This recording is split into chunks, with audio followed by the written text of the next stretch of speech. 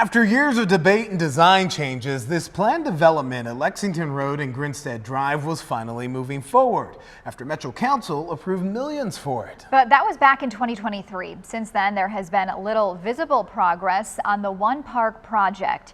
In this investigation with Louisville Business First, WDRB's Marcus Green explains the holdup.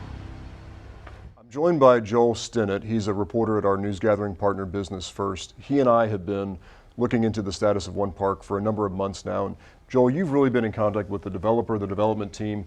What's the latest? What are they telling you about the status of this project?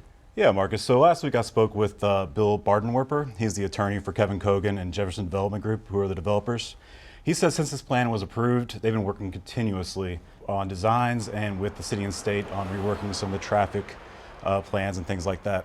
The two things right now that they're waiting on, the main item is the tax increment financing district. They're trying to get those final numbers from the state, as you know, that's going to be a big part of the actual financing package once it's done.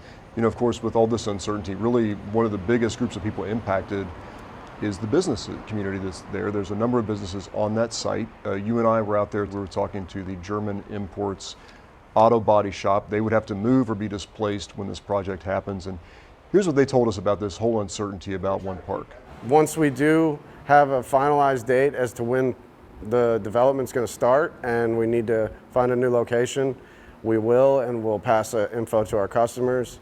We plan on trying to stay in the area, so if we can find somewhere within a 5-mile to 10-mile radius, that's what we would like to do. What do you think the impact is going to be on the commercial office industry in Louisville if and when One Park is built? Yeah, so this is a major mixed-use development that really the city hasn't seen in a long time. What really is interesting, like you said, is for the office market. There's not a lot of office space in that area of town, especially not a lot of new developed office space in that town. So it's going to create a lot of interest. Right now, downtowns, like most downtowns around the country, are struggling in terms of office occupancy for a lot of its towers. We've certainly seen that here in Louisville. The East End's doing a little bit better.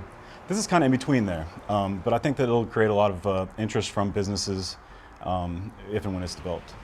And in fact, you and I talked to David Hardy. He's a Louisville real estate executive. We asked him about what he thinks will be the impact on that market, on Louisville in general, if One Park is built, and he had some very interesting thoughts on it.